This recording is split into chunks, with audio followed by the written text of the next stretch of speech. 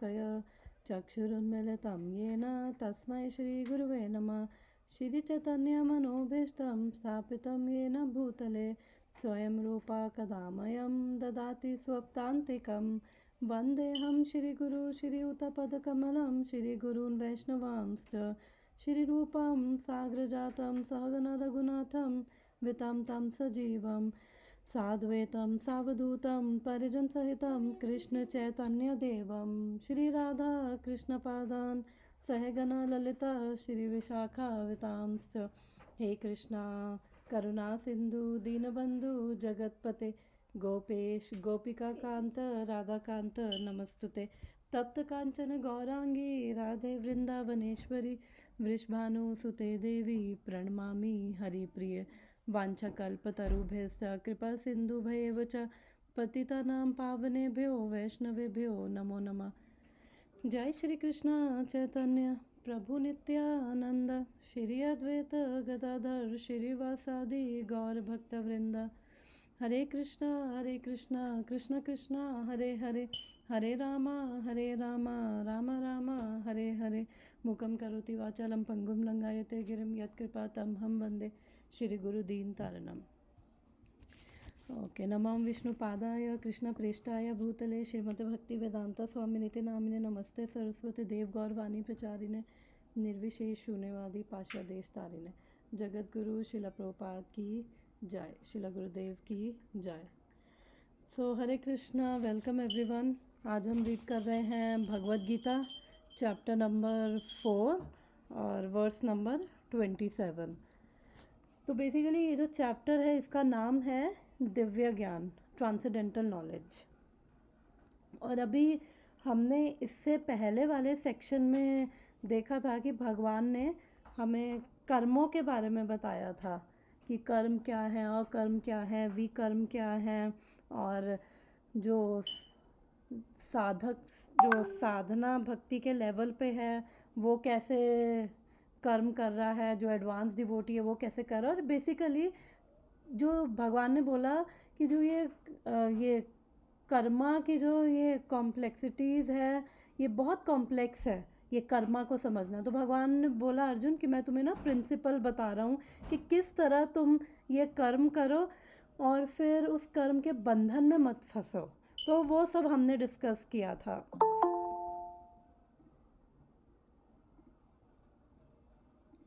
हरे कृष्णा खुशी। हरे कृष्णा माता जी। तो वर्स नंबर 16 से लेकर वर्स नंबर 24 तक हमने यही सारा कर्मों के ऊपर बहुत डिटेल में डिस्कस किया था कि कैसे कर्मा साइकिल से हम फ्री हो सकते हैं। फिर इसके बाद फोर्थ चैप्टर 23rd वर्स में भगवान ने ये बताया, इस 23rd वर्स में ही, कि गता संगस्य मुक्तस्य ज्ञानवस्थिता चेतसा यज्ञ आचरत कर्मा संग्रमा प्रविलीयते। तो बेसिकली अब उसके अंदर भगवान बता रहे हैं कि कर्म तो करने मतलब एक सेकेंड। हरे कृष्णा दिव्या। हरे कृष्णा माता जी। तो भगवान ने जब ये कर्मों का बताया था, जब हमने पूरा कर्मा साइकिल का डिस्कस किया था, तो फिर भगवान ने इसी सेक्शन में 23rd वर्स में बताया कि यज्ञ आचरता कर्मा, कि अपने हर कर्म को ना यज्ञ की तरह कर सकते हो। एंड फिर उसके बाद अब भगवान ने एक सेकेंड। हरे कृष्णा माता जी। फिर भगवान ने बताया कि जब कर्मा साइकिल के बारे में भगवान के बाद उन्होंने बताया कि हर कर्म को अपने यज्ञ की तरह करोगे तो बेसिकली उसके अंदर बंधोगे नहीं, हमें कर्मा साइकिल कर्मा की बॉन्डेज में हमें नहीं फंसना पड़ेगा। तो अब यज्ञ अगर हम सुनते हैं तो यज्ञ से हमें क्या समझ आता है कि यज्ञ यानी कि हवन, जो हम आग जलाते हैं और आग जला के हम जो भी कर रहे हैं वो उसे हम यज्ञ कहते हैं। तो भगवान यहाँ पे बता रहे हैं कि हमें बेसिकली यज्ञ का हमें प्रिंसिपल लेना है, उसका सिद्धांत समझना है। क्योंकि जब हम ये आग जला के हवन करते हैं तो भी हम उसके अंदर कुछ सेक्रीफाइस करते हैं अपना, कोई धन सेक्रीफाइस करता है, जो अलग अलग सामग्री डालते हैं, तो डिफरेंट डिफरेंट हम चीज़ें डाल रहे हैं, वो सामग्री डाल रहे हैं अग्नि में। और हमारा पर्पस क्या, हमारा उससे गोल क्या होता है कि एक हायर पर्पस के लिए, कि हम अगर कुछ सेक्रीफाइस कर रहे हैं तो उससे हमें कुछ हायर एस्पेक्ट, हमें हायर पर्पस, हमें वो रिवॉर्ड मिलेंगे, तो उसलिए हम यज्ञ करते हैं। तो यहाँ पे भगवान कह रहे हैं कि उस बेसिकली उस प्रिंसिपल को समझना है कि हर कर्म को हमें यज्ञ की तरह करना है।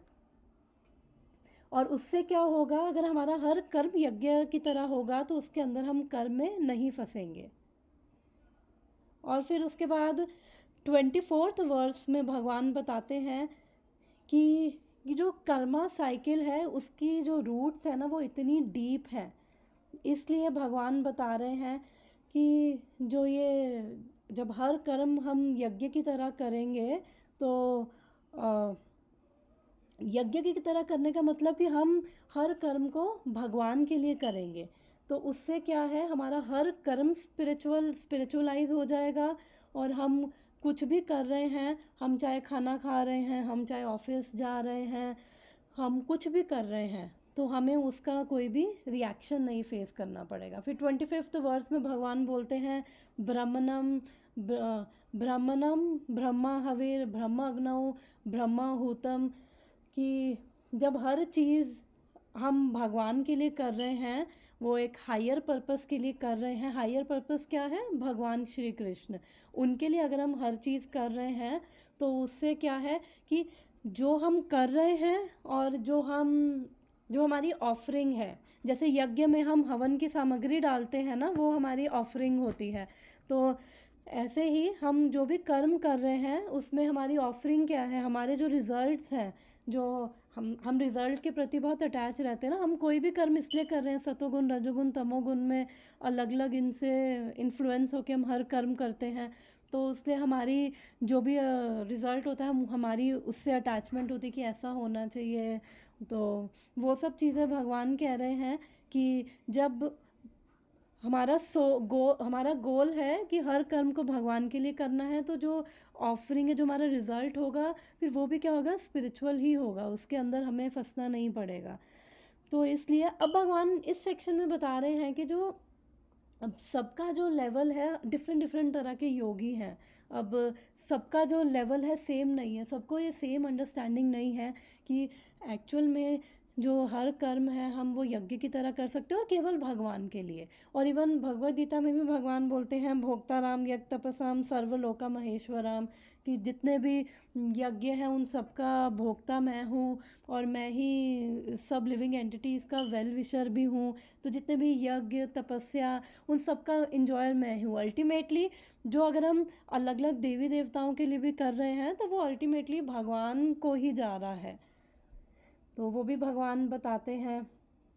और फिर यहाँ पे बात कर रहे हैं इस सेक्शन में 27th वर्स से लेकर 33 वर्सेस तक अलग अलग यज्ञों के बारे में बता रहे हैं कि जो योगी हैं उनकी अलग अलग योग्यता है, उनके अलग अलग क्वालिफिकेशंस हैं, तो वो उसके हिसाब से अलग अलग यज्ञ करते हैं।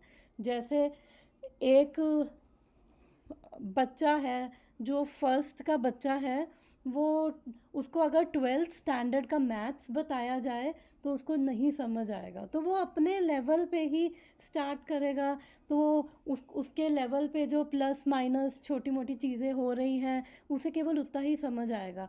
फर्स्ट के बच्चे को ये भी नहीं पता होगा कि उसको भी यही बताया जाएगा कि 5 - 2 हो सकता है, 2 - 5 नहीं हो सकता। लेकिन वो जैसे थोड़े हायर स्टैंडर्ड में जाएगा तो उसको बताया जाएगा कि ये -2 -5 हो सकता है, मतलब वो ये भी पॉसिबल है। तो इसलिए जो जिसका जैसा क्वालिफिकेशन है, जैसा लेवल है, डिफरेंट डिफरेंट तरह के योगी हैं, डिफरेंट डिफरेंट तरह के वो यज्ञ करते हैं। तो अभी भगवान इस सेक्शन में वही एक्सप्लेन कर रहे हैं। तो हमने पढ़ा था कि अलग अलग जो योगी हैं वो कोई देवी देवताओं के लिए यज्ञ कर रहा है। और फिर मैं एक बारी पीछे जाती हूँ, और हमने 25th में पढ़ा था कि कुछ देवी देवताओं के लिए यज्ञ करते हैं और कुछ ब्रह्म में लीन होने के लिए यज्ञ करते हैं। तो ब्रह्म में लीन होने का मतलब कि वो उनकी जो अंडरस्टैंडिंग है कि जो ब्राह्मण यानी कि उनके उनके लिए परम सत्य जो ब्राह्मण है, वो उनका मानना है कि जब तक हम माया में हैं, हम यहाँ पे सफ़र कर रहे हैं। जैसे ही हम ब्रह्म में लीन हो जाएंगे, हम भी ब्राह्मण बन जाएंगे, हम भी वो हाईएस्ट ट्रुथ, हाईएस्ट रियलिटी, वो परम सत्य बन जाएंगे। तो हमने पहले भी डिस्कस किया है कि जो ये ब्राह्मण है, ये भगवान शरीर के ही कृष्ण का तेज है। तो वो कि वहाँ तक उनकी उनकी इनकम्प्लीट अंडरस्टैंडिंग है कि परम सत्य निराकार है, ज्योति है। तो उनको ये नहीं पता कि वो एक्चुअली में एक पर्सनालिटी है और उनके साथ हमारा संबंध है, रिलेशनशिप है। तो इसलिए वो जो ये ज्ञान योगी होते हैं, फिर वो ब्रह्म में लीन होने के लिए यज्ञ करते हैं। फिर उसके बाद हमने 26th वर्स में पढ़ा था कि जो ब्रह्मचारी हैं वो किस तरह का यज्ञ करते हैं। Sacrifice the hearing process and senses in the fire of mental control. कि मतलब जितनी भी उनकी इंद्रियां हैं वो उनको संयमित करते हैं। उनके लिए अग्नि क्या होती है, वो मेंटल कंट्रोल की अग्नि है। और उसके अंदर अपनी अपने मन की अग्नि में वो सारे अपनी जो सेंसेस हैं, वो कर्म इंद्रियां, ज्ञान इंद्रियां, जिससे हम सारे फंक्शन करते हैं। हमारा कुछ देखना, हियरिंग, टच, स्मेल और सीइंग, टेस्टिंग, और फिर हमारे जो ये हैंड्स हैं, लेग्स हैं, जो भी इसके जो भी कर्म है, वो बेसिकली इंद्रिय भोग नहीं करते हैं जो ब्रह्मचारी हैं। फिर उन्होंने बताया था कि दूसरा यज्ञ 26 वर्ष में जो गृहस्थ है वो किस तरह का यज्ञ करते हैं, वो अपनी सेंसेस को रेगुलेट करते हैं। जो एक्चुअली में जो गृहस्थ है, जिनका गोल भी वो भगवान को पाना है, तो फिर वो अपने आप को डिसिप्लिन कर रहे हैं, अपनी सेंसेस को रेगुलेट कर रहे हैं। ऐसा नहीं कि कुछ भी देख लिया, कुछ भी उठा के खा लिया, कुछ भी बोल दिया, कुछ भी सुन लिया। तो वो अपनी सेंसेस को रेगुलेट कर रहे हैं। फिर अब ये वर्स नंबर 27 यहाँ से स्टार्ट होता है। सर्वाणि इंद्रियाणि कर्माणि प्राणाकर्माणि चापरे आत्मसंयम्य योगज्ञौ जुह्वति ज्ञानदीपिते। सर्वाणि इंद्रियाणि कर्माणि प्राणाकर्माणि चापरे आत्मसंयम्य योगज्ञौ जुह्वति ज्ञानदीपिते। कोई रिसाइट करेगा? मैं करती हूँ माता जी। श्योर। सर्वाणीन्द्रिय कर्माणि प्राणकर्माणि चापरे आत्मसंयमा योगाग्नौ जुह्वति ज्ञानदीपिते जुह्वति ज्ञानदीपिते। Okay, thank you. तो अब यहाँ पे बोल रहे हैं कि सर्वाणि इंद्रियाणि कर्माणि प्राणा कर्माणि चापरे। तो बेसिकली अब यहाँ पे जो है वो किस यज्ञ की बात कर रहे हैं कि जिनको सेल्फ रियलाइजेशन, आत्म साक्षात्कार करना है, वो क्या करते हैं। यहाँ पे एक्चुअली में बताया है कि वो सर्वाणि इंद्रियाणि कर्माणि, यानी कि जो भी हमारी इंद्रियों के कर्म है, कि ज्ञान इंद्रियां हमारी 5 होती है, कर्म इंद्रियां हमारी 5 होती है। ज्ञान इंद्रियां यानी कि नॉलेज एक्वायरिंग सेंसेस, जिसमें से हम ज्ञान ले रहे हैं, जैसे देखना, सुनना, स्मेल, टेस्ट और टच। कर्म इंद्रियां चलना, बोलना और ग्रहण करना, और जो हमारे जेनिटल्स हैं वो हैं। तो वो कह रहे हैं कि जो भी इनके कर्म है वो अर्पित कर रहे हैं। अर्पित कर रहे हैं मतलब बिकॉज क्या है कि हमारे अंदर ना टेंडेंसीज हैं, हमारे अंदर हमारी जो इंद्रियां हैं, हमारे अंदर भोग की टेंडेंसीज हैं। हम अपनी इंजॉयमेंट के लिए अपनी इंद्रियों को हम यूज़ करते हैं। कुछ अच्छा, कुछ भी खाना हो, वो चाहे शास्त्रों के अकॉर्डिंग हो या ना हो, हम उसको खाना पसंद करते हैं। कुछ अच्छा ना हो सुनना, फिर भी उसको हम सुनना पसंद करते हैं। तो वो कह रहे हैं कि ये सारे इंद्रियों के कर्म है ना, ऐसा नहीं है कि हम आंखें बंद करके बैठ जाएंगे, आगे हम डिस्कस करेंगे।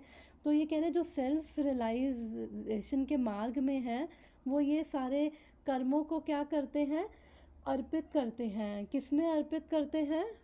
प्राणा कर्माणि चापरे। तो यहाँ पे ना एक्चुअली प्राण वायु की बात हुई है।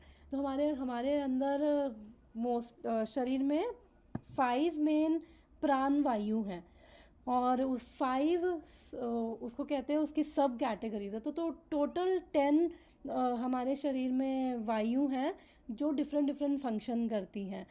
और उसके अंदर कहते हैं कि जो सोल है ना, उन प्राण वायु के अंदर वो घूमती है। तो बेसिकली ये लोग क्या करते हैं, इनका अभी गोल भगवान नहीं है। तो इनको एक्चुअली अभी उतनी नॉलेज नहीं है कि हायर पर्पस भगवान है, बट इनका जो है ये सेल्फ रियलाइजेशन के मार्ग पे है। बिकॉज हर जो भी योगी होगा, जो भी आत्म साक्षात्कार करने के मार्ग पे हो गया, अध्यात्म के मार्ग पे होगा, ज़रूरी नहीं है कि हर एक को कंप्लीट अंडरस्टैंडिंग हो कि परम सत्य कौन है और उसको कैसे प्राप्त किया जाए। तो इसलिए जिसका जो लेवल है वो अपने अपने अकॉर्डिंग वो यज्ञ कर रहा है, और वो उस हायर ट्रुथ को अप्रोच करने की कोशिश कर रहा है। तो ये बेसिकली ये ज्ञान से, ध्यान से, और ये क्या कर रहे हैं, प्राण वायु को बेसिकली ये प्यूरिफाई करते हैं ताकि हमारी सोल प्यूरिफाई हो। आत्म संयम्य योग अग्नौ जुहवति ज्ञान दीपिते। तो ये आत्म जो ये क्या कर रहे हैं, अपना खाना पीना, सोना, चलना, उठना, बैठना, जो भी हमारे सारे सेंसेस के जो फंक्शन है, उसको क्या कर रहे हैं, ये संयम कर रहे हैं, ये उसको कंट्रोल करते हैं। और फिर क्या, जुहवति ज्ञान दीपिते, मतलब कि ज्ञान से, ये बेसिकली यहाँ पे ज्ञान योगियों की बात हो रही है कि ये ज्ञान के द्वारा ये जितने भी, बिकॉज इनको अब ज्ञान हो चुका है, इनको ज्ञान क्या हुआ है कि जो भी हमारी सेंसेस हैं वो हमें डिसीव कर रही हैं। इनको ये पता है कि सारी हमारी जो इंद्रियां हमें चीट कर रही हैं। जब तक हम इंद्रियों भोगों में लगे रहेंगे ना, तो एक्चुअली में हम यहाँ पे फंसे रहेंगे। तो उनको इतना रियलाइजेशन है, इनको ज्ञान के द्वारा ये तो समझ आ रहा है कि हमें अपनी जो सेंसेस हैं, इंद्रियां हैं, उसको संयम करना है, उसको कंट्रोल करना है। और तो इसलिए वो ज्ञान में रहकर ये वो ज्ञान की अग्नि में, इनके लिए अग्नि क्या है, वो ज्ञान की अग्नि है जिसके अंदर ये सारा अपना जो सेंसेस की एक्टिविटीज़ हैं उसको कंट्रोल करते हैं। और फिर भगवान एक्चुअली में भगवत गीता में बोलते हैं 7th चैप्टर में कि अलग अलग योगी जो हैं, अलग अलग तरह से वो मार्ग हैं जो परम सत्य को अप्रोच कर रहे हैं। एक्चुअली में ज्ञान योगा, ध्यान योगा, अष्टांग योगा और भक्ति योगा, तो ये अलग अलग वेज हैं एक्चुअली। जिस तरह से अलग अलग योगी, उनका गोल है परम सत्य तक पहुंचना, बट हर एक को ज़रूरी नहीं है कि हर एक को कंप्लीट रियलाइजेशन हो कि परम सत्य क्या है। तो ये अपने अपने वे से उस परम सत्य को, उस भगवान को समझने की कोशिश कर रहे हैं। लेकिन जो भक्ति योगी है, जो भगवान को, जो जिनको समझ आ रहा है कि भगवान एक पर्सन है और हम इन्हीं के ही अंश हैं, और इन्हीं के अंश हैं, तो इसलिए हमें इन्हीं के पास, इन्हीं से हमारा संबंध है और इन्हीं के पास हमें वापस जाना है। और फिर भगवान बोलते हैं 7:19 में कि बहु नाम जन्म नाम अंते ज्ञानवान माम प्रपद्यन्ते वासुदेव सर्वमिति स महात्मा स दुर्लभा। तो वो कह रहे हैं कि after many many births and deaths, जो एक्चुअली में ज्ञान में होता है ना, जिसका ज्ञान मैच्योर हो जाएगा, जो समझ आएगा, वो एक्चुअली में मुझे सरेंडर कर पाता है, वो ये समझ पाता है कि मैं ही सारे कारणों का कारण हूँ। तो भगवान कह रहे हैं कि स महात्मा सुदुर्लभा, जो ऐसे योगी हैं वो बहुत रेयर है। तो यहाँ पे भगवान किसकी बात कर रहे हैं, भक्ति योगियों की इस वर्ड्स में बात कर रहे हैं कि जिनको फाइनली अल्टीमेटली ये रियलाइज़ हो जाएगा कि कितने बहु नाम जन्म नाम अंते, कितने अनंत जन्मों के बाद एक्चुअली में जिसको ये ज्ञान प्राप्त होता है कि मैं ही वो परम सत्य हूँ, मैं भगवान कृष्ण ही परम सत्य है, जिनको ये रियलाइज़ हो जाएगा ना, फिर वो अल्टीमेटली उनको सरेंडर करते हैं। अदरवाइज़ डिफरेंट डिफरेंट मार्ग हैं और डिफरेंट डिफरेंट वेज से डिफरेंट डिफरेंट योगीज़ हैं, बट उन सब में बोला जाता है भक्ति योगी है वो बेस्ट है, क्योंकि उनको समझ आ गया है, वो ये सब चीज़ें इसका मतलब करके आ चुके हैं, उनको समझ आ चुका है कि भगवान को ही फाइनली हमें सरेंडर करना है और हमें भक्ति ही करनी है, और उसी से ही हम यहाँ से निकल जाएंगे। हमारे सारे वो जो पाप कर्म है सारे हमारे नष्ट हो जाएंगे, और जो भक्ति कर रहा है ना उसके सारे पाप कर्म है धीरे धीरे वो नष्ट होने शुरू हो जाते हैं। 4 प्रकार के पाप कर्म होते हैं, प्रारब्ध, अप्रारब्ध, कूट और बीज। तो प्रारब्ध कर्म क्या होते हैं? जो अभी हम लोगों को लाइफ में जो भी प्रॉब्लम्स आ रही हैं, कुछ financial problems, health related issues, हमारे रिलेशनशिप प्रॉब्लम और जॉब, जो भी हम प्रॉब्लम, कोर्ट केसेस, वो सब चीज़ें जो भी अभी आ रही हैं लाइफ में, वो यानी कि जो हमारे कर्म, जैसे एक बीज होता है, बीज से पहले वो पेड़ लगता है, फिर पेड़ में वो फल आता है, यानी कि अब वो पके हुए हमारे पाप कर्म पक चुके हैं, तो वो अभी हमारे सामने आ रहे हैं। तो ये हमारे प्रारब्ध कर्म है, ये इनको हमें अभी भोगना पड़ेगा। माता जी ये एक मिनट, ये हम्म। सो बेसिकली यही जन्म के हैं कि पिछले जन्मों के हैं? इस जन्म के भी पिछले जन्मों के भी माता जी, कुछ कोटा हो रहा है, कुछ कोटा है पिछले जन्मों का जो अभी मिल रहा है हमें, और बाकी का कोटा हमारे अप्रारब्ध कर्मों में हमारा कोटा पड़ा हुआ है। कि अब लगा लो कि अगर किसी के बैंक अकाउंट में 10,000 रुपये हैं, तो उसको इस जन्म में 2,500 रुपये मिल गए, क्योंकि हमारे अंदर इतनी क्षमता नहीं है कि सारे, हमने कितनी नॉनसेंस, कितने पाप कर्म किए, वो सारे के सारे हम एक टाइम पे सह लें। तो इसलिए जब हम भक्ति करते हैं, तो मैं वो सुन रही थी, प्रेमानंद महाराज जी बोल रहे थे कि जब हम भक्ति करते हैं ना, अच्छे मार्ग में चलते हैं ना, तो कई बार हमें लगता है कि क्यों इतना पाप कर्म हमारे ऊपर आ रहे हैं। तो वो कह रहे हैं कि इसलिए आ रहे होते हैं क्योंकि उस समय जो चेतना होती है ना, वो थोड़ी थोड़ी शुद्ध होने लग जाती है, चेतना ठीक होती है, तो इस चक्कर में वो जो कर्म आते हैं हमारे सामने आते हैं, तो वो कटने शुरू हो जाते हैं, और भक्ति से तो वैसे ही कट जाएंगे। तो जो अप्रारब्ध है वो हमारा, जो मैंने बताया कि मान लो कि फॉर एग्जांपल कि अप्रारब्ध हमारे 10,000 कर्म है, अप्रारब्ध यानी कि पिछले जन्मों के जो हमारा वो पूरा कोटा है, मैं समझाने के लिए उसको बोल रही हूँ, 10,000 है फॉर एग्जांपल, उसमें से इस जन्म में मुझे 2,500 आ गए, तो वो फल लग चुका था, तो वो 2,500 मेरे सामने आ रहे हैं अभी जो प्रेजेंट में आ रहे हैं। बाकी मेरा 7,500 का कोटा अभी उस अप्रारब्ध में मेरा पड़ा हुआ है। फिर मैं इस जन्म, वो अप्रारब्ध का ये तो कभी ख़त्म ही नहीं होता, मैं इस जन्म में फिर कुछ गड़बड़ कर्म करूँगी, तो वो जाके फिर से मेरा कुछ जाके फिर से अप्रारब्ध में बैठ जाएगा, फिर वो आगे जाके आगे नेक्स्ट लाइफ में वो मेरा चलता रहेगा। फिर उसके बाद होते हैं कूट और बीज। बीज यानी कि जैसे अभी अभी कुछ किए हैं, अभी वो क्या कहते हैं, अभी बस बीज ही लगे हैं उन कर्मों के।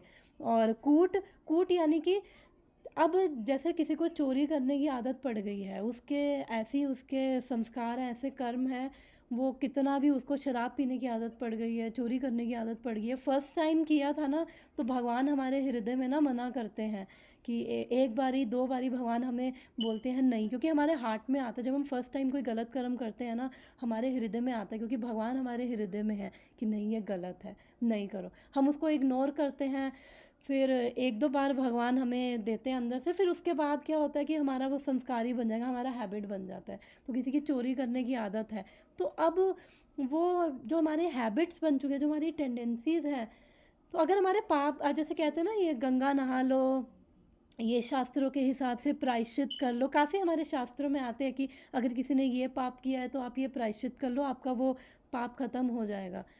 तो वो सब चीज़ें ठीक हैं, तो आप ये सब प्रायश्चित करते हो, लेकिन वो अंदर हमारी प्रवृत्ति थोड़ी ख़त्म हो गई है। मान लो कि किसी को चोरी करने की आदत है, तो उसने चोरी करी, गलत किया, उसको सज़ा मिल गई उसकी, फिर उसके बाद अब उसके अंदर वो चोरी करने की टेंडेंसी ख़त्म थोड़ी हुई है, वो तो आगे जाके सज़ा भी ले लेगा, उसके बाद फिर जाके वही सेम चीज़ कर रहा होगा। हम सब के साथ भी यही है कि हमें सज़ा भी मिल जाएगी, आगे जाके वही सेम चीज़ कर रहे होते हैं। लेकिन कहते हैं केवल और केवल और केवल भक्ति में, भक्ति के अंदर ही केवल इतनी पोटेंसी है कि हमारे सारे ये कूट जो अभी बीज बने हैं, हमने पाप के बीज बोए हैं, वो नाश कर देगी। जो हमारी प्रवृत्तियां हैं, गलत प्रवृत्तियां हैं, हैबिट्स हैं, वो नाश कर देगी। जो ये हम इतना अपना कोटा लेके चल रहे हैं ना अप्रारब्ध के कर्मों का, वो नाश कर देगी। और जो अभी हम भोग रहे हैं, भक्ति के अंदर पूरी शक्ति हमारे टोटल पाप कर्म ये नष्ट कर सकती है। क्योंकि अगर कोई प्रायश्चित भी करे शास्त्रों के अकॉर्डिंग, उसके बाद भी उसकी प्रवृत्तियां नहीं जाएंगी तो वो वही पाप करेगा। लेकिन भक्ति हमारी प्रवृत्तियां ही बदल देती है। इसलिए जब हम भगवान की शरण में जाते हैं तो कुछ चीज़ें अगर हमारे को आ भी रही हैं भगवान के उससे, तो हमें फिर भी उसको सोचना चाहिए कि हमारा ये कम होके ही आ रहा है। क्योंकि हमें नहीं पता कि हम क्या क्या करके आए हैं और किसकी वजह से हमें क्या सज़ा मिल रही है, हमें नहीं पता। लेकिन स्टिल भक्ति में आ गए हैं ना, तो कहते हैं कि जैसे पंखा है, अभी उसको बंद किया है ना तो थोड़ी देर घूमता रहता है ना, तो वो जो अभी घूम रहा है यानी कि अभी कुछ ऐसी प्रवृत्तियां हैं वो भी धीरे धीरे ख़त्म हो जाएंगी। वो भी पाप कर्म हमारे भक्ति से ही ख़त्म हो जाएंगे। तो ये सारे जो पाप कर्म हैं ये सारे भक्ति से हमारे ख़त्म हो जाते हैं। तो मैं वापस अपने टॉपिक पे आती हूँ। तो इसलिए वो कहते हैं जो भक्ति कर रहे हैं ना, और ऐसा नहीं हमें प्रार्थना करनी है कि हे भगवान मेरे पाप कर्म ख़त्म कर दो। जैसे सब्जी के साथ धनिया पुदीना फ्री मिलता था ना, अब नहीं पता इंडिया में, पहले तो मिलता था, धनिया पुदीना फ्री देते थे सब्जी के साथ। तो कह रहे वैसे ही ये तो बाय प्रोडक्ट है भक्ति का, कि ऐसा नहीं आपको कुछ मेहनत करनी है, आपको कुछ प्रार्थना करनी है। जितना जिसका भगवान के प्रति समर्पण है उतना उतना उसके कलेश ख़त्म हो रहे हैं। इवन जो अभी हम साधना भक्ति कर रहे हैं, साधना भक्ति के लेवल पे ही हमारे वो नेक्टर ऑफ डिवोशन में आता है कि साधना भक्ति के लेवल पे हमारी दो चीज़ें तो साधना भक्ति के लेवल पे नज़र आने लग जाता है कि एक तो शुभदा और एक क्लेश अग्नि। जो हमारी सारी ये कलेश हैं डिफरेंट तरह के, वो हमारे भक्ति ये साधना भक्ति के लेवल पे ही धीरे धीरे ये ख़त्म होने लगते हैं। और हमारी जो चेतना है, वो हमारा परसेप्शन है, वो चेंज होने लगता है क्योंकि हमारी अंदर की प्रवृत्तियां ख़त्म हो रही है, मन शुद्ध हो रहा है। तो अब वापस से वर्ड्स पे आते हैं। हम मैंने ये क्यों बताया था, हाँ मैं इसलिए बता रही थी कि क्योंकि काफ़ी जन्मों तक भगवान बताते हैं कि कितने जन्मों के बाद एक्चुअली में ऐसा सोल बहुत रेयर है कि जो भगवान की भक्ति में जाएगा। क्योंकि अलग अलग मार्ग हैं और अलग अलग मार्गों में जनरली क्योंकि भटक जाएंगे, क्योंकि अपने ही एफर्ट पे डिपेंडेंट है ना। ज्ञान ले रहे हैं तो अंदर हार्ट में थोड़ा प्राइड होता है, भले ही हम अपनी सेंसेस को कंट्रोल कर पा रहे हों, अपनी इंद्रियों को अलग अलग वो भ्रम में लीन हो रहे हैं, उनको अंदर ईर्ष्या है क्योंकि वो मान नहीं पा रहे हैं। तो अलग अलग वो कुछ ना कुछ हृदय में अभी कुछ ना कुछ वो चीज़ें हैं जिससे स्टिल स्ट्रगल कर रहे हैं। लेकिन भक्ति में क्या है, भगवान को ही पूरा सरेंडर कर दिया ना, तो भगवान बोलते हैं भगवत गीता में लास्ट में जाके कि मन मना मद भक्तो मध्य जिमाम नमस्कुरु, कि क्या करो, वो बता रहे हैं आगे कि क्या किया जाए, कि मेरे को सरेंडर करो, मुझे नमस्कार करो, मेरी भक्ति में आओगे। फिर वो भी बोल रहे हैं सर्वधर्मान परित्यज्य माम एकम शरणम व्रजा। फिर भगवान बोलते हैं कि डरो नहीं, कि सब कुछ मुझ पे सरेंडर करो। इसका मतलब ये नहीं कि सर्वधर्मान परित्यज्य यानी कि सारा अपना घर बार छोड़ के भगवान नहीं बोल रहे कि आ जाओ। भगवान बोल रहे हैं कि जो भी चीज़ें मेरे को सरेंडर करने से रोक रही हैं, चाहे वो कुछ भी हो, उन सबको छोड़कर, उन सबको छोड़ते हुए मेरी शरण में आओ।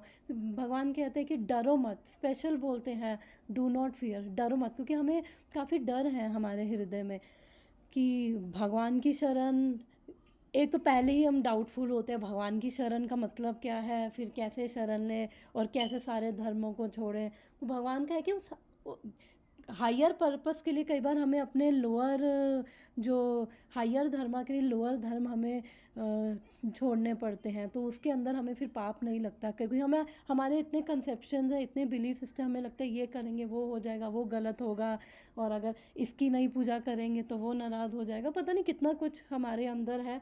तो भगवान बोलते हैं कि अगर सारे ये अपने कंसेप्शंस ये सब चीज़ें अपना सब छोड़ के आओ, मेरे पास आओ, मैं तुम्हें सर्व पापे भ्यो, मैं तुम्हें सर्व पापों से मुक्त करूँगा।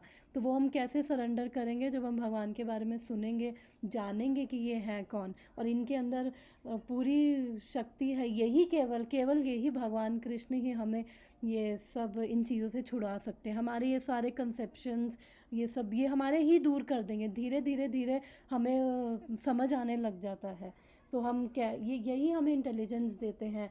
भगवान आगे भगवत गीता में बोलते हैं, I only give forgetfulness, I only give intelligence, कि सर्वस्य चाहम हृदय सन्निविष्टो मता स्मृतिर ज्ञानम अपोहनम चा, कि जो मेरे को अगर सरेंडर करना चाहता है ना, मैं उसको इंटेलिजेंस देता हूँ। जो मेरे को भूलना चाहता है मैं उसको भी इंटेलिजेंस देता हूँ कि कैसे मुझे भूल जाओ। जो मुझे रिमेंबर करना चाहता है, मुझे सरेंडर करना चाहता है, मैं उसको पूरी इंटेलिजेंस देता हूँ।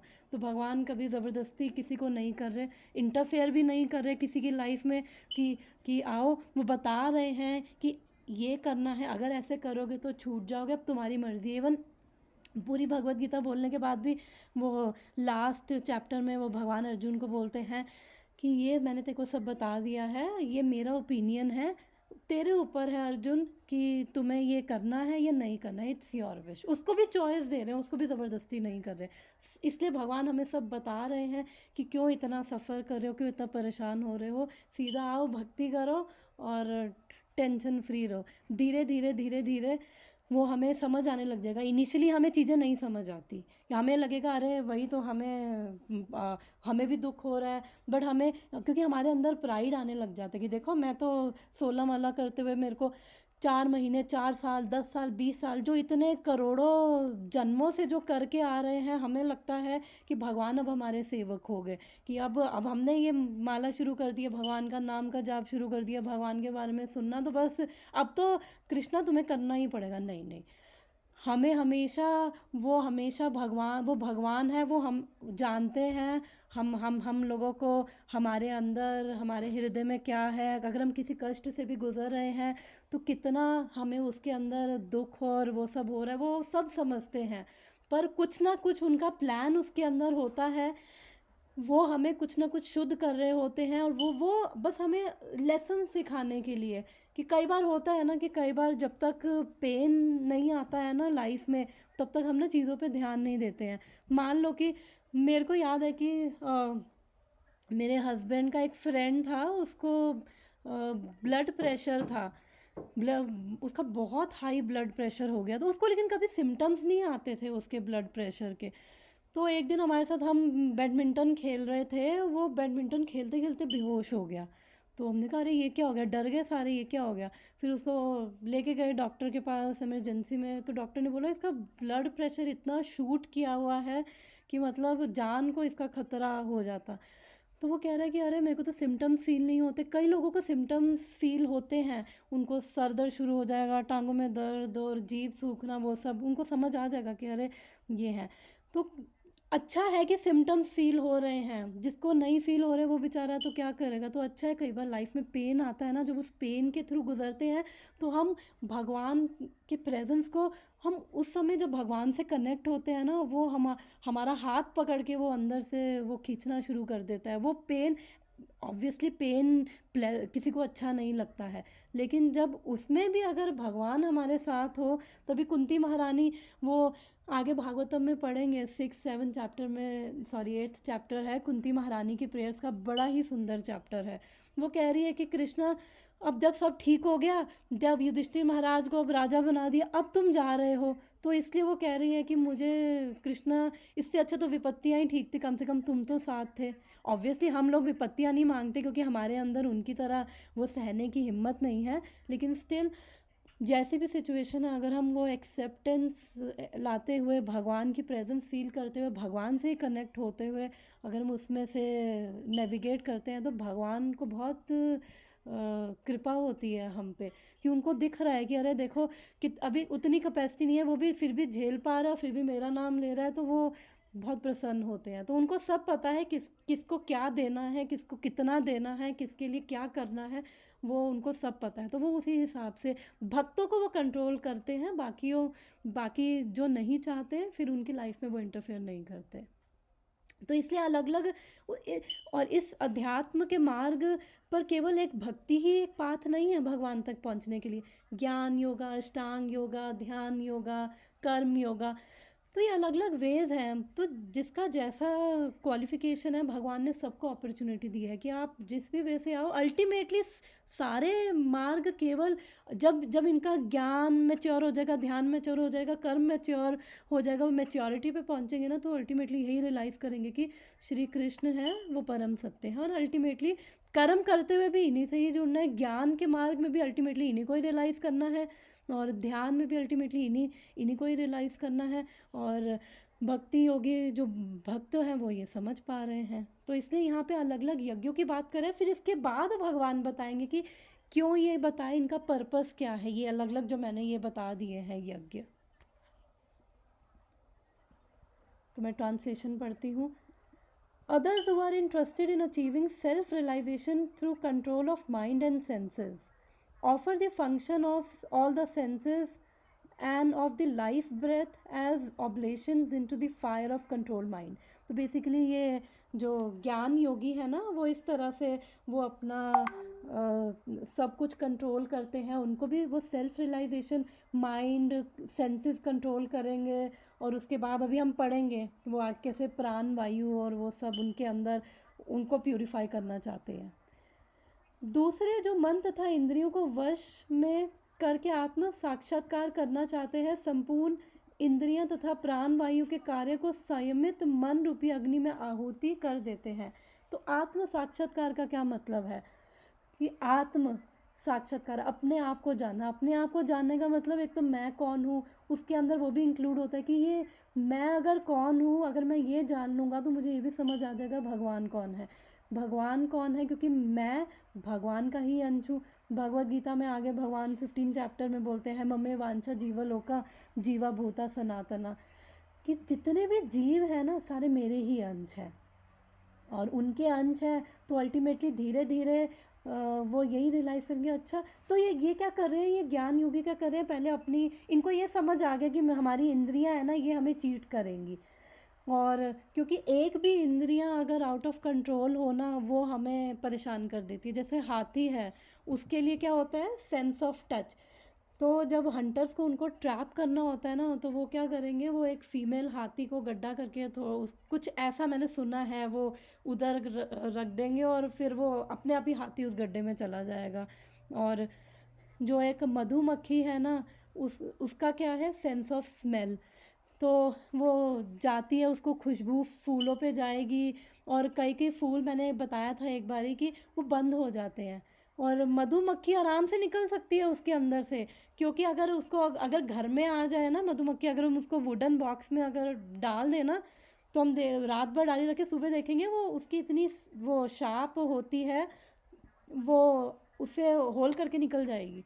लेकिन वो फूल से वो नहीं निकल पाती, क्योंकि वो उससे इतना अटैच हो जाती है, वो उसकी वो इंद्रियां आराम से फूल से निकल सकती है, लेकिन वो बेचारी फिर उसी में ही मर जाती है। फिर मछली, सेंस ऑफ टेस्ट, क्योंकि एक कीड़ा डाल देते हैं वो हुक में, उसके बाद मछली खिंची आ जाती है। तो ऐसे ही एक एक इंद्रियां भी अगर आउट ऑफ कंट्रोल हो, इनको समझ आ चुका है, जो ये ज्ञान योगी हैं इनको समझ आ चुका है कि अगर एक इंद्रिय भी आउट ऑफ कंट्रोल हो तो हमारा ये सेंसेस हमें डिसीव कर लेंगे, चीट कर लेंगे। तो इसलिए ये क्या कर रहे हैं, इंद्रियां और प्राण वायु ये दोनों को ही क्या कर रहे हैं, संयमित कर रहे हैं, कंट्रोल कर रहे हैं। तो उससे क्या होगा बेसिकली कि हमारी जो कॉन्शियसनेस है वो अंदर डायरेक्ट हो। क्योंकि अभी क्या है कि अगर इंद्रियां बाहर ही लगी रहेंगी, बाहर ही इन टेम्पटेशंस में हम खोए रहेंगे, तो कॉन्शियसनेस क्या है, इधर उधर वो रहेगी। कहते हैं ना कि हमें भगवान को ढूंढने के लिए कहीं बाहर नहीं जाना, अंदर ही। तो वो जब सारी माइंड और सेंसेस और इनकी जो प्राण वायु हैं, जो ये 10 तरह की एयर्स हैं, जब ये पूरी कंट्रोल कर लेते हैं ना, तो आई थिंक यहाँ पे अष्टांग योगियों की बात कर रहे हैं, क्योंकि वही ये सब कंट्रोल करते हैं। और कलयुगा में तो सॉरी ऐसा पॉसिबल नहीं है। तो फिर ये क्या करें, ये कैसा यज्ञ कर रहे हैं, तो ये उस मन रूपी अग्नि में आहुति दे रहे हैं, यानी कि इनके लिए वो अग्नि क्या है, मन, और ये इंद्रियों की आहुति वो कंट्रोल करके उसमें आहुति दे रहे हैं ये लोग। यहाँ पर प्रभुपाद जी का परपट, यहाँ पर पतंजलि द्वारा सूत्रबद्ध योग पद्धति का निर्देश है। पतंजलि कृत योग सूत्र में आत्मा को प्रत्यगात्मा तथा पराग आत्मा कहा गया है। जब तक माता जीवात्मा जी ये हिंदी बहुत हार्ड है, ओके, मैं तो मेरे को इसमें जाती ही नहीं समझ आ रहा है।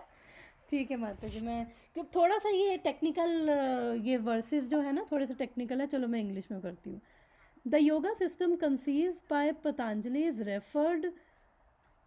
is referred to herein. In Yoga Sutra of Patanjali, the soul is called the Pratyagatma and Paragatma. As the soul is attached to the sense enjoyment, it is called Paragatma. But as soon as the same soul becomes detached from sense enjoyment, it is called Pratyagatma. The soul is objected to the functions of 10 kinds of air within the body, and this is perceived through the breathing system. अभी हम discuss करेंगे ये. Then Patanjali system of yoga instructs one how to control the functions of body's air in a technical manner, so that ultimately all functions of the air within becomes favorable for purifying the souls of material attachment. चलो इतना discuss करते हैं. तो अब यहाँ पे श्रील प्रभुपाद क्या कह रहे हैं कि अब यहाँ पे बात हो रही है बेसिकली अष्टांग योगियों की यहाँ पे बात हो रही है. जितना मुझे समझ आ रहा है, मैं एक बार फिर भी कंफर्म कर दूंगी, क्योंकि वही लोग ये सब कंट्रोल करते हैं. एक सेकंड, मैंने पीपीटी बनाई थी, उसमें मैंने कुछ कौन सा है, 27th वर्स है.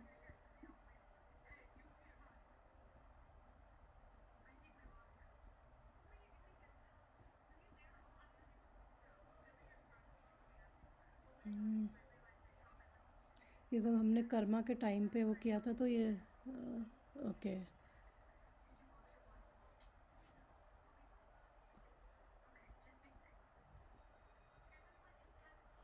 थोड़ी धीरे धीरे लोड हो रही है.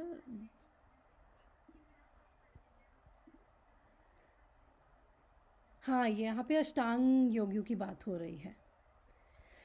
तो हम वैसे सुनते हैं कि जो ये इनके लिए अग्नि क्या है, तो अष्टांग योगी अष्ट यानी कि 8 लिम्स को फॉलो करते हैं. यम, नियम, आसन, प्राणायाम, यम, नियम, आसन, प्राणायाम, प्रत्याहार, धारणा, ध्यान, समाधि. तो ये 8 स्टेजेस में ये सेल्फ रियलाइजेशन करते हैं. तो ये तो वैसे ही बहुत टफ है, क्योंकि ये यम और नियम ही है, क्या है, डूज एंड डोंट्स, कि आप वो माइंड कंट्रोल, सेंस कंट्रोल, इतना कुछ. तो ये पहले 2 ही कलयुगा के लोगों के लिए इम्पॉसिबल है. और जो ये कहते हैं ना, आजकल काफ़ी योगा स्टूडियोज़ हैं, हम हठ योग, ये योग, वो योग करवा रहे हैं. तो बेसिकली वो बॉडी के लिए बेनिफिट हो सकते हैं, क्योंकि जो हम ये योगा आसन कर रहे हैं, क्योंकि उनकी अंडरस्टैंडिंग है योगा का मतलब क्या है, केवल बॉडीली पोस्चर्स. तो उससे केवल हमारी बॉडी को बेनिफिट होगा, पर उससे ये सेल्फ रियलाइजेशन जो यहाँ पे बात हो रही है, जो अल्टीमेटली अष्टांग योग किया जाता है, वो नहीं अचीव होगा. तो यहाँ पे जो प्रभुपाद बात कर रहे हैं कि इवन पतंजलि योग सूत्र भी वो क्या कह रहे हैं कि ये 2 उन्होंने चीज़ें बोली है, प्रत्यगात्मा और परागात्मा. तो वो कह रहे हैं कि जब जो जीवात्मा है, जब वो इन्हीं चीज़ों में लगा हुआ है, इंद्रियां भोग में ही लगा हुआ है, अभी उसकी चेतना भी उतनी है, तो वो क्या है, परागात्मा. और जब वो इन सब चीज़ों से डिटैच हो जाएगा, तो वो क्या है, प्रत्यगात्मा. और ये कैसे अष्टांग योगी कैसे करते हैं, तो ये 10 काइंड्स ऑफ एयर की यहाँ पे बात हुई है इस वर्स में. प्रभुपाद बता रहे हैं 10 तरह की वायु की बात हुई है. तो एक होती है प्राण वायु. प्राण वायु तो हम सब समझते हैं, जो हमारी ब्रीथिंग है. और सेकंड है अपान वायु, जो बेसिकली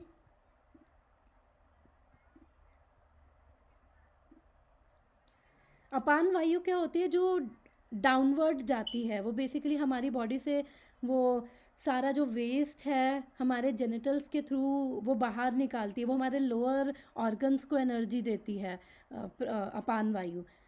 समान वायु क्या है, हमारे डाइजेशन में हेल्प करती है। उदान वायु क्या है, वो हम हमारे अपर पोर्शन हेड, वो हमारे स्वॉलोइंग में, और जो हमारे ऊपर नेक मूवमेंट और जो हमारा पोस्चर, ये सारा जो है उसके जो इरेक्ट पोस्चर है उसमें वो हेल्प करती है। व्यान वायु क्या है, हमारा ब्लड सर्कुलेशन में हेल्प करती है, और ये डिफरेंट जो वायुज है उनके साथ ये कोऑर्डिनेट भी करती है। फिर अब इनकी सब कैटेगरीज होती हैं, और जो और 5 तरह की वायु है, नाग वायु, कुर्मा वायु, किरकर उपवायु और देवदत्ता उपवायु और धनंजय उपवायु। तो जो नाग वायु है वो बेसिकली जैसे हम खा रहे हैं तो वो डकार आता है ना, तो वो हो गया। और कुर्मा उपवायु हमारी आँखों को क्लोज़ करना, ओपन करने में हेल्प कर रही है। किरकर वायु हमें स्नीजिंग होती है, भूख लगती है उसमें। देवदत्त वायु यॉर्निंग और स्लीप, वो सब में हमारा कंट्रोल कर रही है। धनंजय उपवायु ये बेसिकली ये मृत्यु के बाद भी कुछ समय तक ये रहती है, और जो तो जब ये धीरे धीरे जाती है तो ये बॉडी को क्या करती है, डिकम्पोज करती है। तो ये इसका फंक्शन है। तो अभी हम थोड़ा सा आगे पढ़ते हैं, फिर इसको समझते हैं कि ये क्यों प्रभुपाद ने बोला है। According to this yoga system, प्रत्येक आत्मा is the ultimate goal. I think वो 12 मिनट्स है, ठीक है। तो वो कह रहे हैं प्रत्येक आत्मा, यानी कि ये सब चीज़ों में चाहे कोई भी अध्यात्मवादी हो, उसको इतना तो समझ आ रहा है कि जितना हम ये सेंसेस एंजॉयमेंट में जाएंगे, जितना अपनी सेंसेस को सेटिस्फाई करने में लगे रहेंगे, तो उतना ही हम फंसेंगे। क्योंकि हम कितना भी अपनी सेंसेस को सेटिस्फाई कर ले, कभी भी हमें सेटिस्फैक्शन नहीं मिलेगी। 3rd चैप्टर में भगवान बोलते हैं कि ये बिल्कुल आग में घी डालने के बराबर है। हमें लगता है कि अभी आज एक गुलाब जामुन मैंने खाया और उसके बाद मुझे सेटिस्फैक्शन मिल जाएगी, थोड़े टाइम के लिए मुझे लगेगा हाँ ठीक है, फिर उसके बाद फिर से वही डिज़ायर आ जाएगी, मुझे फिर गुलाब जामुन खाना है। फिर कुछ टाइम बाद फिर से वही डिज़ायर, हर दूसरे चौथे दिन, हर हफ्ते वही आ जाएगी, मुझे अब यही सेम चीज़ खानी है, और मैं खाती रहूँगी। तो उससे क्या है, अल्टीमेटली कोलेस्ट्रॉल, पेट खराब, डायबिटीज़, कितना कुछ प्रॉब्लम हो सकती है अगर हम अपने आप को कंट्रोल नहीं करें। तो हम करते हैं ना काफ़ी चीज़ों में कि नहीं, हमें रेगुलेट करना है, खाना है गुलाब जामुन तो भगवान को भोग लगा के कभी कभी, ऑब्वियसली रोज़ नहीं खा सकते, चाहे हमें कितना भी अच्छा लगता हो। तो अगर हम अपने ही सेल्फ उसके लिए सोचते रहेंगे तो हम उसमें फंसते रहते हैं कर्मा साइकिल में। तो इसलिए कह रहे हैं अल्टीमेटली गोल क्या है जीव आत्मा का, कि ये इंद्रियों, क्योंकि तब चेतना केवल इन्हीं में लगे रहती है ना, इन्हीं इंद्रियों भोग से तो एटलीस्ट आप ऊपर उठो। और जो ये प्रत्यग आत्मा है, ये क्या कर रहे हैं, ये बिल्कुल डिटैच हो जाएंगे। ये जो अलग अलग हमने पढ़े हैं, ये सारे स्टेजेस से बिल्कुल डिटैच हो जाएंगे। और the senses interact with the sense objects like ear for hearing, eyes for seeing, nose for smelling, tongue for tasting, hand for touching, and all of them are thus engaged in activities outside the self। Outside the self का मतलब कि basically अभी क्या है कि self मतलब soul, जीवात्मा। क्योंकि जितना हम बॉडी से रिलेट करके चलते हैं ना, फिर हमें लगता है कि मुझे बस ये आँखों से अच्छा देखने को मिल जाए, कानों से अच्छा सुनती रहूं, और बस मुंह में चीज़ें डालती रहूं, और बस मेरा इतना ही काम रहता है, अपने आप को सेटिस्फाई करती रहूं। तो इसलिए कह रहे हैं कि वो ये सारे जो फंक्शंस हैं, ये सारे क्या हैं, they are called the functions of prana vayu. तो अब ये लोग क्या करते हैं, प्राण वायु के फंक्शंस को ये क्या कर, जितने भी एक्चुअली सारी वायु को इन शॉर्ट ना प्राण वायु बोल दिया है। तो ये क्या करते हैं, इन वायु को कंट्रोल करते हैं, तो उनको कंट्रोल करना शुरू कर देते हैं। अब हम सोचे कि भैया ये अब हमें तो पता ही नहीं है कि कौन सी वायु अंदर जाके क्या करे, हम तो केवल मुंह से खाना डालते हैं और हमें तो ये भी नहीं समझ आ इतना थोड़ी हम बैठ के कॉम्प्लेक्स सिस्टम सोच रहे हैं कि खाना अभी अभी फूड पाइप में गया है, फिर यहाँ से यहाँ गया है, फिर अब ब्लड स्ट्रीम में मिल रहा है, वहाँ से न्यूट्रिशन ये अब्जॉर्व हो रहे हैं, इतना थोड़ी सोचते हैं, हम तो बस खाना अंदर डालते हैं। इवन हम ब्रीथिंग भी थोड़ी सोच के करते हैं, वो तो हम अनकॉन्शियसली ब्रीथिंग भी कर रहे हैं। जब तक हमें कोई ब्रीथिंग डिजीज़ ना हो तब तक हम कॉन्शियस नहीं होते, जब हमें मुश्किल होती है सांस लेने में तब हमें लगता है अरे कुछ ना कुछ वो प्रॉब्लम है।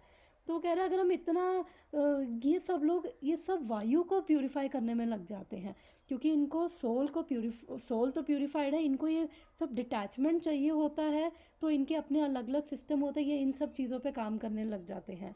और फिर उससे ये माइंड कंट्रोल कर लेंगे, सेंसेस कंट्रोल कर लेंगे, प्राणायाम अलग अलग डिफरेंट ब्रीथिंग, और फिर ये कंट्रोल करके क्या कर रहे हैं, वो इसी उस पे पहुँचेंगे, डिटैच हो जाएंगे और इसी उस पे पहुँचेंगे कि अल्टीमेटली वो आत्म साक्षात्कार के लिए ये बढ़ रहे हैं। ये सब चीज़ों से ये वही कर रहे हैं। अब कलयुगा में अगर हम ये सब देखें, अगर हम इतना कॉन्शियस हो जाए, ये सब करने लग जाएं, तो मतलब कलयुगा के जो जीव है इतने क्वालिफाइड ही नहीं है, क्योंकि ये चीज़ें इजी नहीं हैं, बहुत मुश्किल है, कलयुगा के लोगों के लिए नहीं है। तो हमें पर्पस इनका गोल इतना यही है कि जितनी भी मटेरियल अटैचमेंट है उनसे इनको प्यूरिफाई होना है, जितने भी सिंफुल रिएक्शंस है पास्ट के, माइंड को सेंसेस को कंट्रोल करके वो कर्मा की साइकिल को ब्रेक करना है, पर्पस इनका यही होता है।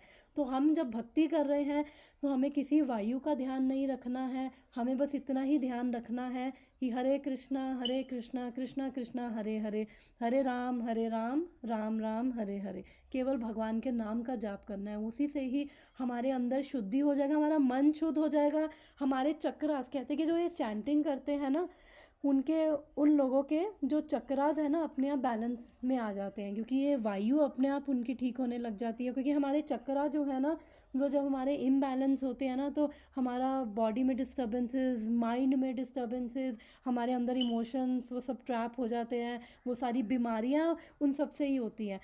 तो जो ये हरे कृष्णा महामंत्र कर रहे हैं ना, वो लगातार ये कर रहे हैं, तो धीरे धीरे उनके चक्रास जो हैं वो अपने आप बैलेंस होने लग जाते हैं। चक्रा बेसिकली क्या है, हमारी ये मसल्स का वो नर्व्स का वो गुच्छे अंदर बने हुए हैं, तो ये क्या हो जाते हैं, डिसबैलेंस होने लग जाते हैं, तो वो सारी प्रॉब्लम स्टार्ट हो जाती है। तो जितना ये हम हरे कृष्णा महामंत्र का जाप कर रहे हैं, तो ये हमारे सारे चक्रास को धीरे धीरे धीरे धीरे क्या है, बैलेंस कर रही है। जो भी जहाँ पे जो भी ट्रैप्ड इमोशंस हैं, स्ट्रेन है, स्ट्रेस है, वो सब यहाँ ये मन से, क्योंकि ये सारा हमारा मन का ही खेल है ना, तो ये हमारे मन को धीरे धीरे शुद्ध, हमारी सेंसेस को प्यूरिफाई करने लग जाते हैं। क्योंकि इनिशियली कई लोग सोचते हैं कि कैसे मन को कंट्रोल करें, हमें कंट्रोल नहीं करना है, हमें बस अपनी इंद्रियों को, मन को भगवान की सेवा में लगाना है। जब हम भगवान की सेवा में लगाएंगे ना, धीरे धीरे विषय विनिवर्तन्ते निराहारस्य देहिना स्वल्पम अपस्य, सॉरी क्या था कि, सॉरी मैंने दो श्लोक मिक्स कर दिए, बट उसका 259 में भगवान ये बोलते हैं कि जैसे ही हम अपनी इंद्रियों को, ऐसा नहीं हमें कान बंद कर लेने, आंखें बंद कर लेनी, कुछ नहीं करना, बस हमें इन आंखों से भगवान के सुंदर रूप के दर्शन करने हैं, कानों से भगवान के बारे में सुनना है, मुंह से भगवान के प्रसाद को खाना है।